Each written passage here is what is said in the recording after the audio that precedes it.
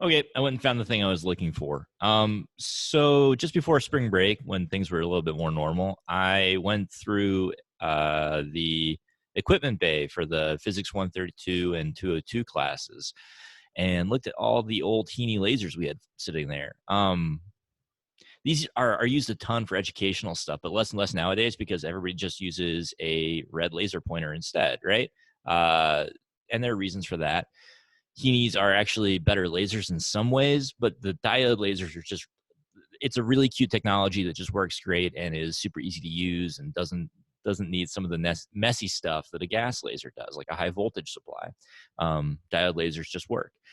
But there are some massive number of HeNe lasers that still exist out there in the wilderness, because in part they were used in a healthcare application. So in the past, if you went to the doctor and you got an x-ray and they said, well, we want to take an image of this part of the person's arm where they broke it, the x-ray machine would be aligned using an aiming reticule to project a red crosshair on the part of the body where the beam of radiation would hit, to form the x-ray image.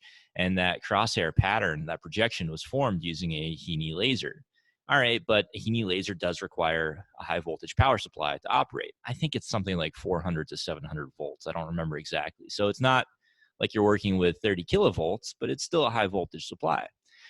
All right, you know that a diode laser doesn't need a high voltage supply, right? I've got a laser pointer sitting on the table over there.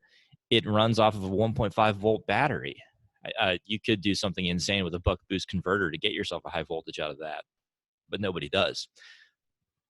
Instead, we saw this industrial changeover where people switched to using diode lasers in that application. So the companies that build x-ray instruments sent out service engineers who pulled out the HeNe lasers and put in a diode laser, and all those HeNe lasers got surplus. So there are a ton of them available, and people still sell them for a kind of a mean-spirited price. If you go on eBay and try to buy a HeNe laser, you might find one that's priced fairly, but you might also find somebody trying to sell you one for $800.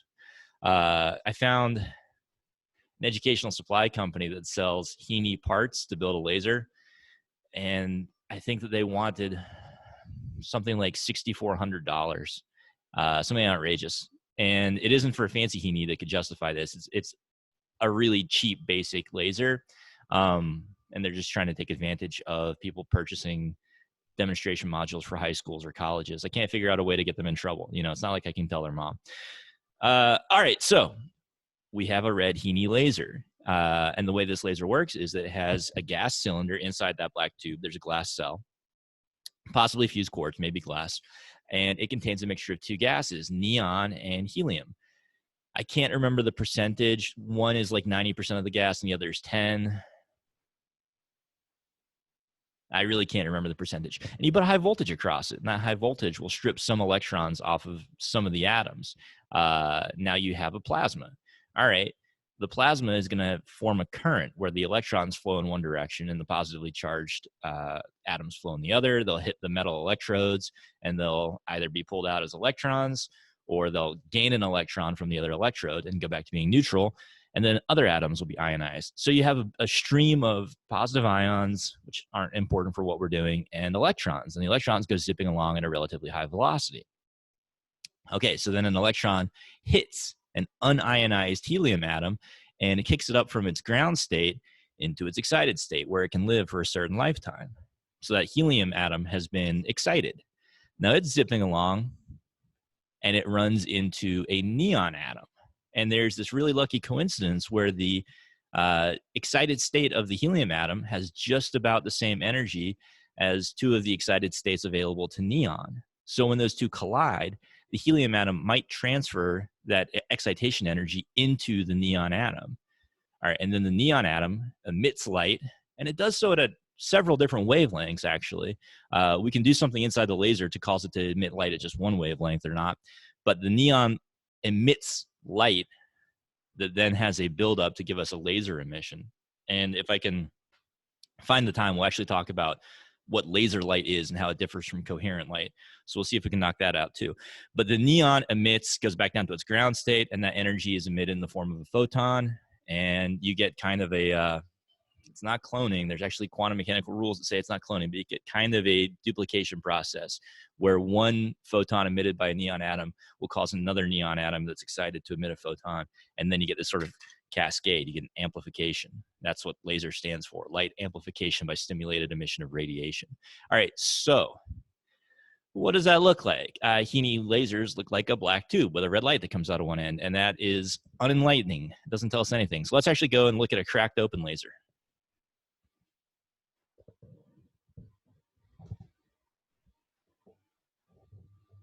All right, so you can see that there is the HeNe there that's emitting.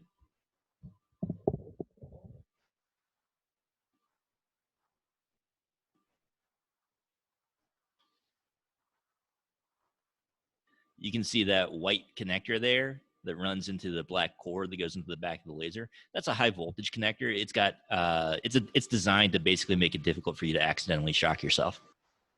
And that goes into this box, which contains a power supply that kicks up wall current to a few hundred volts DC. So I'm going to click this thing off.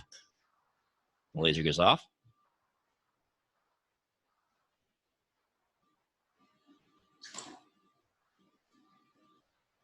I don't know if you could hear that, but there was a tiny little spark when I grounded the two prongs. I've been thinking about whether or not that's a good practice or not, and I can't decide. It's not enough to be dangerous, but I can't decide if it's a good idea to intentionally ground it or if I should just let it bleed off into the atmosphere. Who knows what will cause the laser to live longer. All right, but I have this other HeNe laser. This is one without a black tube around it. Oh, and I think also that the mirror on the end of this thing is actually misaligned because I don't get strong emission.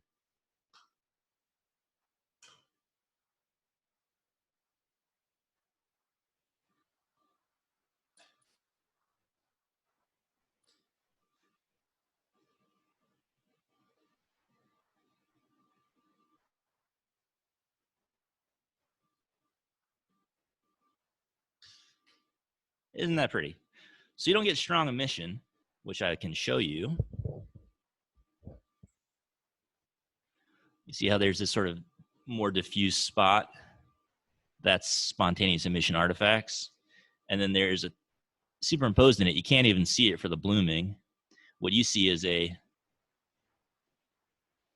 spot where my thumb is, and it looks like just the same kind of spot. It's not. It's much bigger and more diffuse. And then inside of that, there's a tiny little bright spot that's the actual laser emission.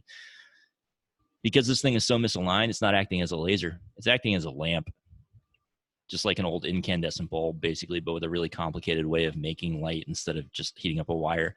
So this is a misaligned laser, but you can see inside of it, there is some laser emission happening because we have that really nice tidy line. Okay, so you can see the fluorescence inside the gain medium.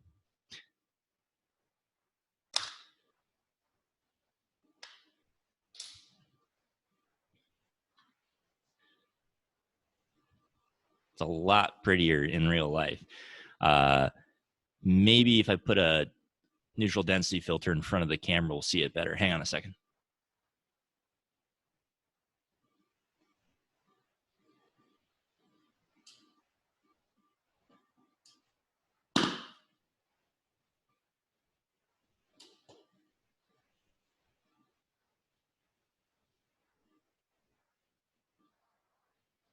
This is basically sunglass material. It's called neutral density because it is designed to block all wavelengths with the same optical density. So I think that helps us to see the fluorescence. Anyway, that's inside a HeNe tube with the cover off. All right.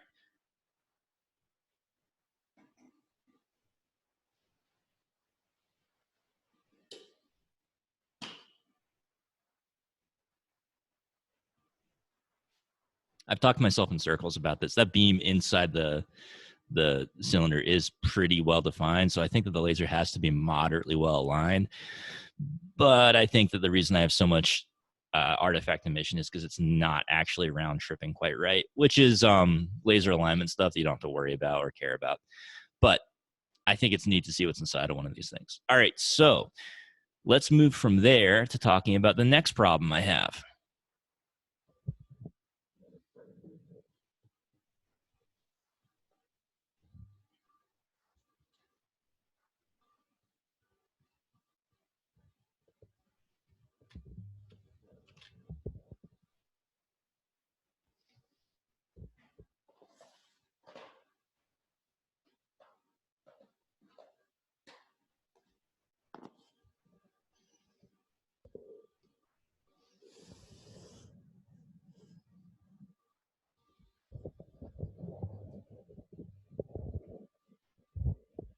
My problem is this thing. It's a mystery laser. I don't know what it is. So I found, as I was saying, a bunch of old HeNes, some of which were dead, some of which needed new power supplies that were just on shelves in the equipment bay. And I diagnosed which ones had obvious failings. And then I found this thing, which looks like the same kind of gas laser. It's got a black cover over a glass or fused quartz cell. But when I turn it on, it does something different.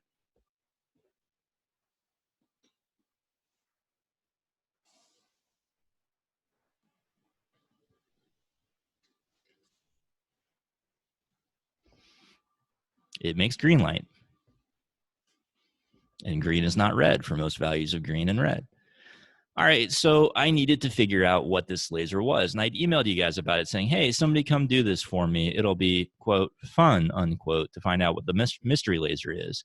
But that was, I think, honestly, me sending an email at like 11 o'clock at night, the Friday before spring break. And I thought, we'll do this when we come back from spring break, which now sounds like a very foolish thing to have said. But I wanted to know what this laser is. So how can I figure out what it is? Well, one thing I can do is to identify the laser by looking up what its by figuring out what its wavelength of emission is and comparing that to other lasers. So the first thing I had to do was to figure out how to be safe about it, because there are eye hazards and a few others, but big one is eye hazards when working with a laser source. And when you don't know what it is, you should be careful. All right, so I need to figure out how much power is in this thing. I'm looking at it, and I see a sort of not faint, but a not very bright green spot. Green is next door to yellow, and yellow is the peak sensitivity of the human eye. If I remember correctly, it's the yellow color from the text crawl at the beginning of Star Wars. That's basically the peak of the human eye sensitivity. So if I have a milliwatt of yellow light at that wavelength, I will see it. It will appear to me to be brighter than a milliwatt of red light at 671 nanometers. I'll say the yellow is brighter. They're delivering the same amount of power, which is to say the same amount of energy per second, but I call one of them brighter because it interacts with the sensor of my eye more strongly than the red light does. So I'm looking at this and saying, well, it's greenish, but it's not too bright, so it shouldn't be dangerous, right? And that's maybe true. But what if there's a second wavelength that's propagating with this that I can't see? What if that's because it's in the infrared or the UV? Well, if I were waving this card, especially if I wave some of the black text on the card so it absorbs more energy as opposed to just reflecting it, if I waved this in the laser and it caught fire, I would be pretty certain that there was an infrared beam co-propagating with this. And that certainly could be possible because a bunch of IR lasers, a bunch of gas lasers, like the first HeNe ever built, for instance, do emit in the IR as well as a visible wavelength range. So there's like the dumb test there, the very dumb, not safe test, which is to say, it doesn't seem like there's too much power there. I can put my hand in here. I'm not feeling it burn me. I'm not feeling like the sort of the needle poking thing that you get when a focus laser, or not focus, but let's say tight enough spot laser hits your skin. That I've had that happen, and it's not fun. It feels like getting jabbed with a needle. So there doesn't seem to be too much power there. What I just did would be kind of dumb if I didn't know much about this laser, because I don't think there's IR present. What if there's UV present? That's wavelengths of light that are shorter than the visible wavelength range, which, you know, you sort of see down to about 400 nanometers, maybe 350. Well, if there's UV there, then I'm damaging the tissue in my skin by putting my hand in front of it. So that's not smart. I don't want to end up with a weird mole there that somebody has to lop off before it turns cancerous. I have no idea how much UV laser light exposure actually you can risk before you have a cancer risk. It is a real hazard. So we typically talk about eye hazards, but if you're working with UV light, there are skin cancer risks as well. I don't work with UV stuff, so I just don't tend to think about it. All right, so is there UV here? Well, the reason this card looks white is not because paper is white. Paper's not white. It's kind of like a grayish, ugly color. This has been dyed white. They bleach it, and then they add pigments to make it look like a bright, crisp white color. It's dyed white. That sounds strange to say, right? Because you think of dyeing as adding a color that isn't white. It would probably damage the pigment molecules if I had a lot of UV light in here, right? So I would wave this thing around in the beam, and when I took it out, I'd see like an odd little sort of snail-like trail across the paper where the UV had bleached and had permanently damaged the pigment molecules, depending on which ones more selectively absorbed it. So I don't see that. All right, so I've done some very dumb, unsafe tests to tell myself it probably is just a green light. But let's be more careful. Let's actually measure something. Let's measure how much power there is.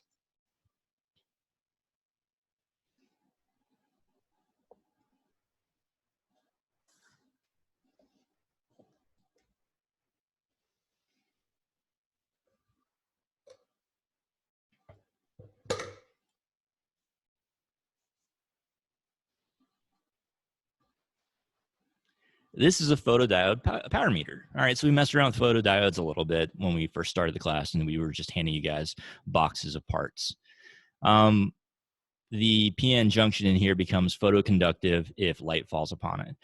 But one thing we didn't get into too much when we were talking about photodiodes is that the response of the PN junction depends on the wavelength of the light that hits it. So this thing has a wavelength sensitivity. If I know the wavelength, I can figure out based on the either the voltage that's generated across the diode or the current that flows through it, depending on how I've set up the circuit. If I know the wavelength of light hitting it, I can tell from its electrical behavior what the power of light hitting this thing was. I don't know the wavelength of the light. I know it's greenish. And so if there's just green light, I'll say, all right, let's punch in 532 nanometers. That's a wavelength I remember because it's a very common green light source in labs. It's the emission from a neodymium YAG laser at 1064 nanometers. It's been frequency doubled. Like with those KDP crystals we've been trying and failing to produce. It's been frequency doubled down to 532 nanometers. So I know that there's this ugly green color that I hate. It's shifted to the blue from this. This is a yellower green. It's nicer to look like. The 532 nanometer green makes me feel gross to stare at all day. So I might punch 532 or 540 nanometers into my sensor and say, hey, tell me how much power is hitting this thing if it's 540 nanometers and you're measuring that much of a photocurrent or that much of a photo voltage. And I could do that, but it's inaccurate, right? Like I'm just guessing now and I'm trying to be smart about what I'm doing. So instead of using this thing, which connects to a meter, and I tell the meter what wavelength I'm looking at, I'm going to use this thing. I shouldn't really be waving a shiny thing in a beam path of an unknown laser because of all those issues I talked about with eye safety. I can tell you why it's okay that I'm doing this, and mostly the answer to that is because I've been working with lasers for 20 years, but that's a really bad explanation. And I wouldn't do it if there were anybody else in the room, even though it would not be an issue because this is an eye-safe laser. But I can only say that because I know that. You couldn't say that unless you knew that because you'd had the same experience working with lasers. All right, this thing. This is a thermal sensor. So all it does is figure out how much this part of the sensor heats up when light hits it. So it's just sitting here. It's at room temperature. I move it into the beam path. It warms up. See if I can get it so you can see both parts. It warms up just because I'm putting power onto it. If it gets really hot, it has these veins that are part of a radiator. That's not the right word for it. What the heck am I trying to say? A heat sink that then has these radiating veins on the back of it that will keep it at its equilibrium temperature. All right, so this doesn't care what wavelength you shine on it. If I shine 540 nanometers of light on it, or if I shine 900 nanometers of light on it, it doesn't care what the wavelength of light is. It just cares about how much power, which is to say how much energy per second, is impinging on that surface. So it measures, using a thermocouple like we talked about, it measures the change in temperature in that black body surface, which has a known absorptivity across the wavelength range this thing works at. And it works from like 250 nanometers out to like 4 microns or something, 10 microns. It is a useful tool over a very broad range of wavelengths. At certain wavelengths, you have to eventually give it up and do something else, because this material, we know how it absorbs, and it absorbs in a pretty uniform fashion over a broad range of colors of light. But that won't be true forever. If we went, below, say, 250 nanometers into the more extreme UV wavelengths, or eventually into the soft X-ray wavelengths, I bet X-ray just goes straight through this. So it wouldn't heat up. The backside of it might heat up, but that's not how the thermocouple is designed to sense. All right, so we're going to connect this thing to our meter.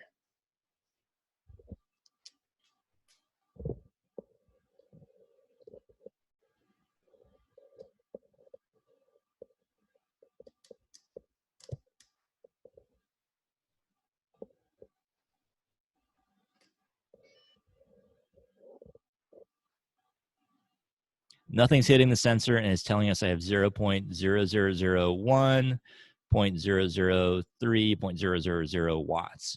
All right, so there's some noise to the sensor. It's not perfect. I could zero it out by going into menu on this thing and saying, hey, call whatever the temperature of the thermocouple is here. Say that corresponds to 0 watts. Call that 0 watts of power. But the error is so small that I'm not going to bother with it. So now I move the sensor into the beam path.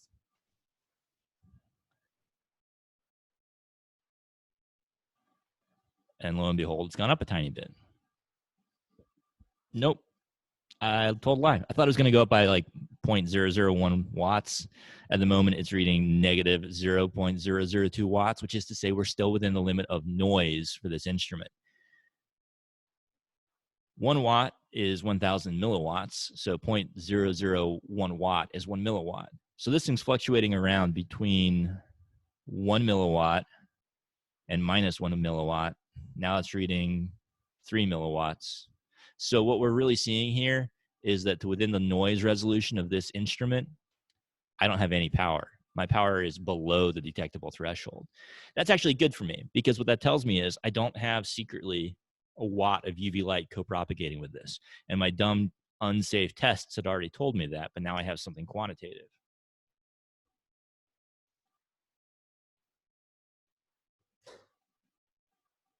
Okay, so I know I don't have a lot of dangerous invisible light propagating around on my table now, right? If I were doing this for the first time, and had another person working in the lab with me, I would have done the entire thing while wearing laser safety goggles. And yet I still wouldn't be safe, because if I don't know what wavelengths of light I have, I don't know what kind of goggles I need to wear in order to be safe, right? I would try, if I had reason to suspect that there was a lot of light coming out of this thing, I would take some precautions. But it still wouldn't be as safe as you probably should try to be. All right, so the next thing to do is to figure out what the wavelength of this guy is. So let's do that in a second.